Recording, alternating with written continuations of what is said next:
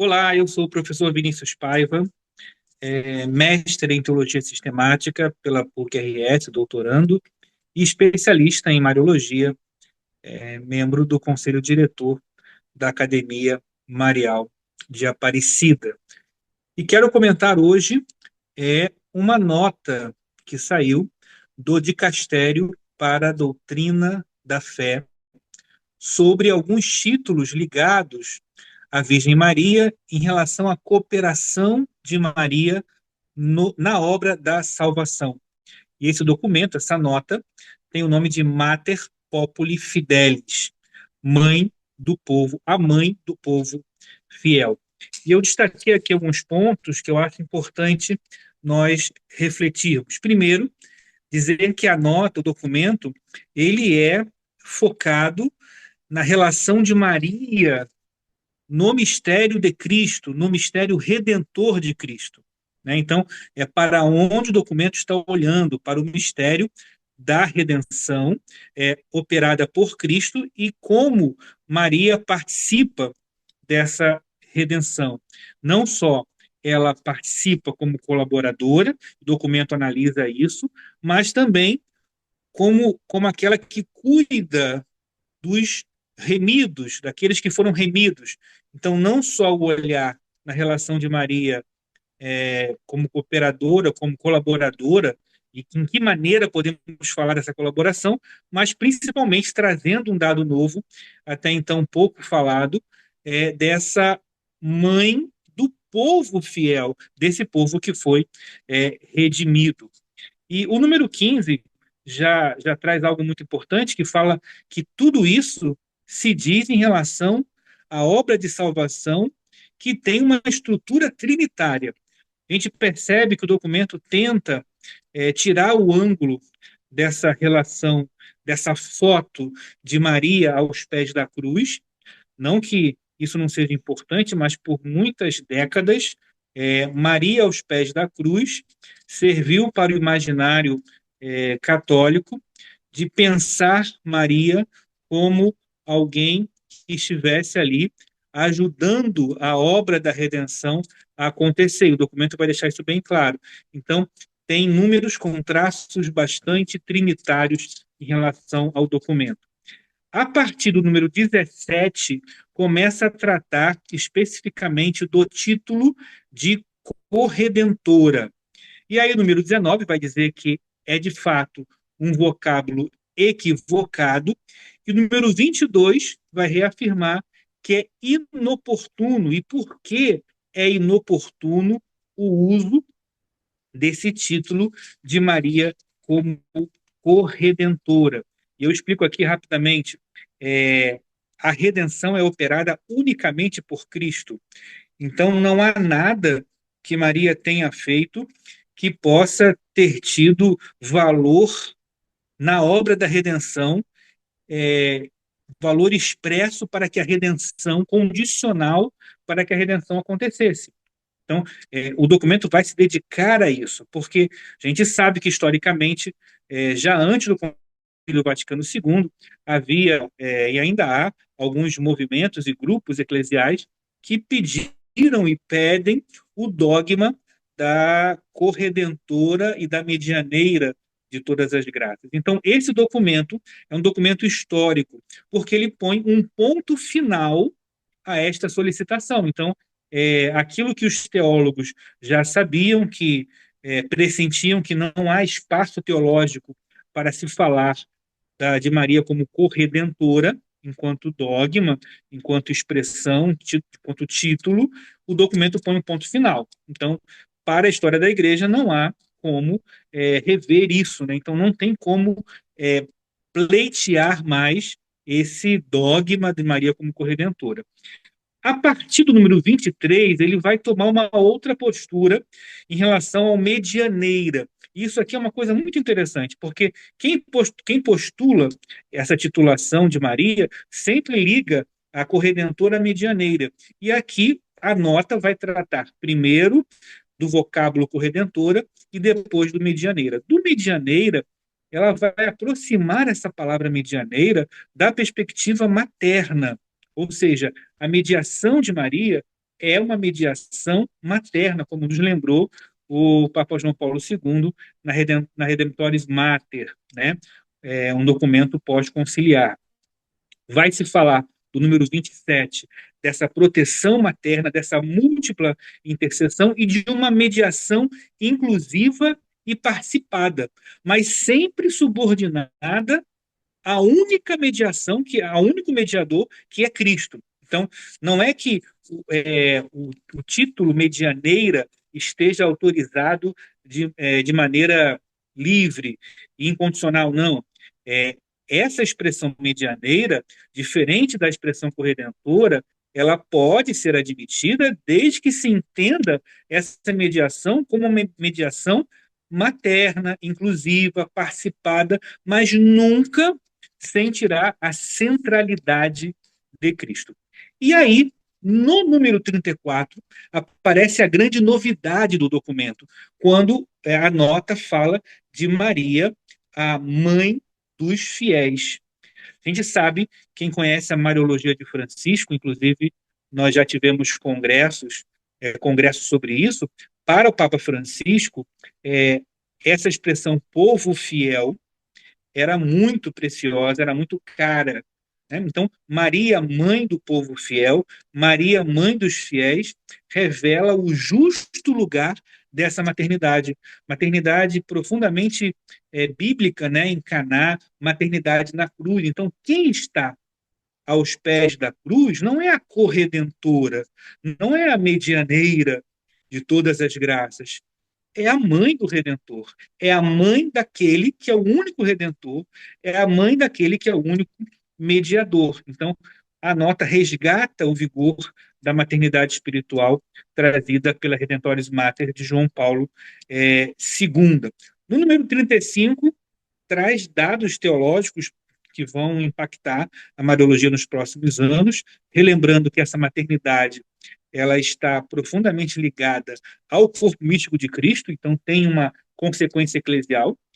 Então, enquanto tem princípio trinitário, tem consequência eclesial, e, e aí começa, a partir do 37, desdobrar em expressões que contrariam essa imagem adequada de Maria como mãe dos fiéis. E uma delas é a linha B do número 37, que vai falar que ela não é o para-raios.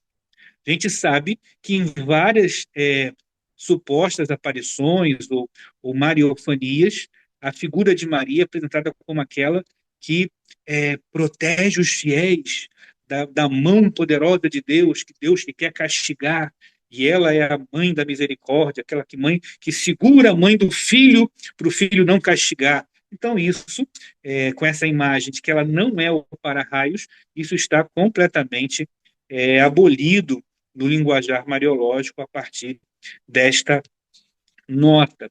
O número 41, pelo menos para mim, tem um valor muito especial, fala de Caná, ela é aquela que apresenta que não tem mais vinho. O 43 fala dessa proximidade materna.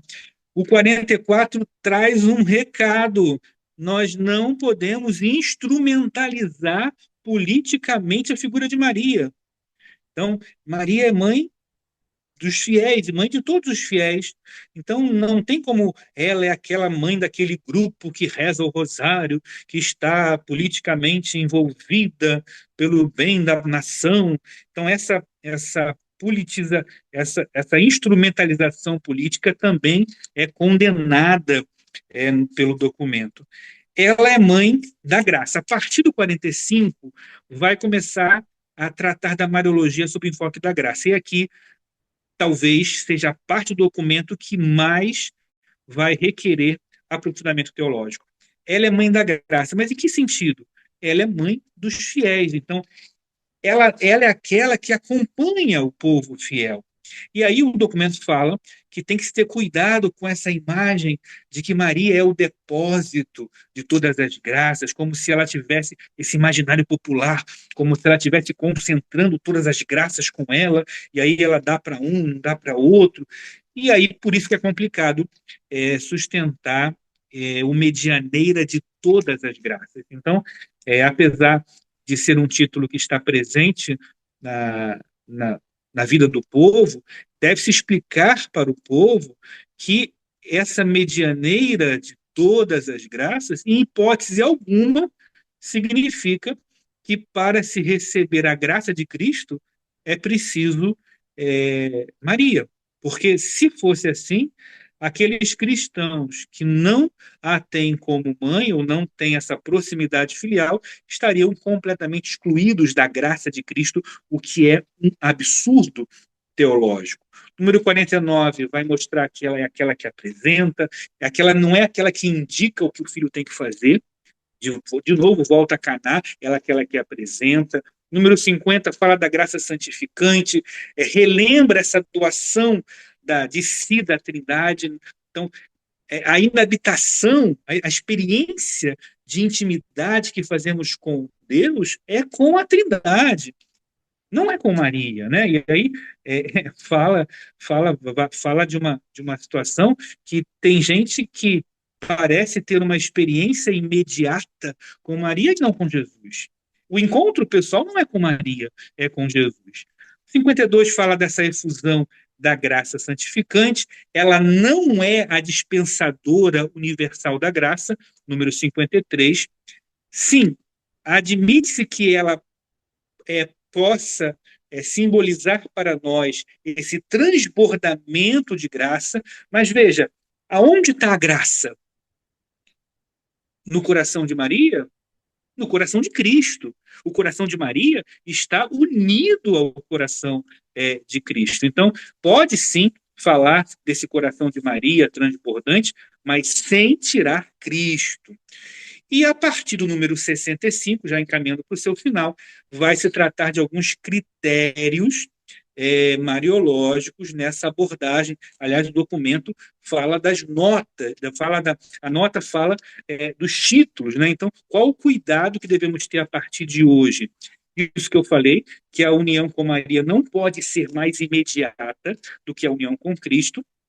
Em hipótese alguma, podemos dar a entender que ela é necessária para a salvação. Então, se nós temos textos de santos, e aqui eu quero lembrar o Tratado de São Luís Maria Grignon de Montfort, que ele fala de uma hipotética necessidade de Maria a salvação, tudo isso tem que ser interpretado hermeneuticamente, porque afirmar que ela é necessária para a salvação, isso é contrário à fé católica. Então, quando o Vaticano II fala do influxo de salvação que passa por Maria, sempre é via intercessão, nunca como condicional.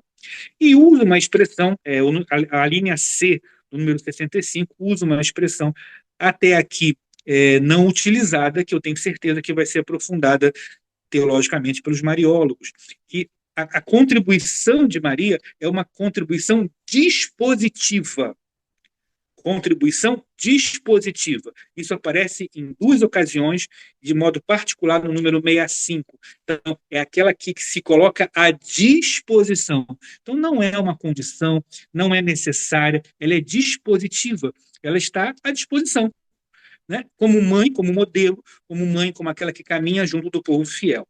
Número 67 vai falar das graças, vai se dizer que é preferível usar o plural, né?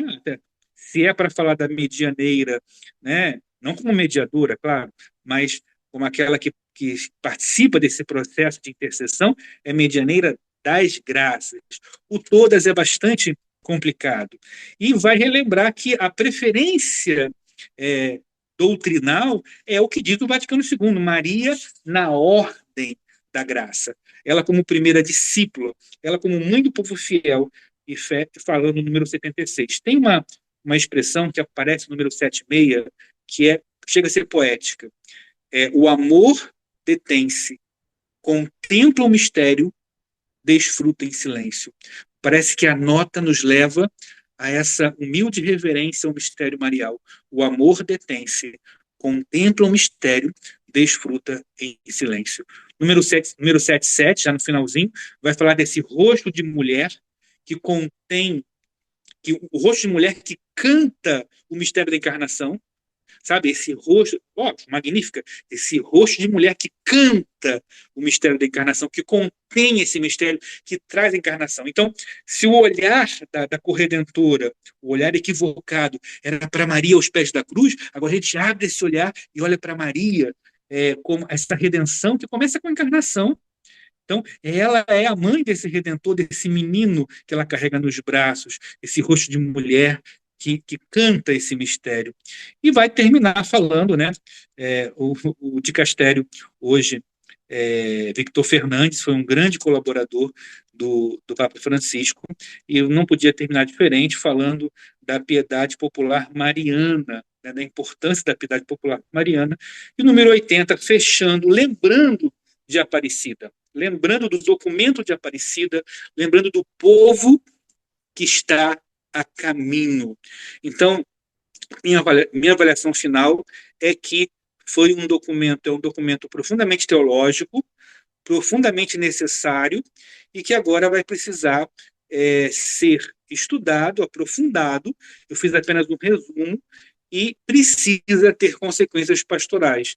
Eu acho que na hora que o dicastério para a doutrina da fé oferece elementos teológicos para não só pensar a Mariologia, porque o documento não é para os teólogos, mas é para a igreja, mas para se pensar como se fala de Maria. Porque o título é isso. O título é algo que você fala sobre Maria. Então, dependendo da maneira como você fala sobre Maria, você pode criar uma outra Maria, você pode criar uma deusa, você pode criar uma Maria que não existe e você pode excluir até Cristo do mistério da redenção. E essa foi a preocupação inicial. Então, essa é a visão sintética dessa nota, que eu tenho certeza ainda vai reverberar muito nos nossos ambientes eclesiásticos.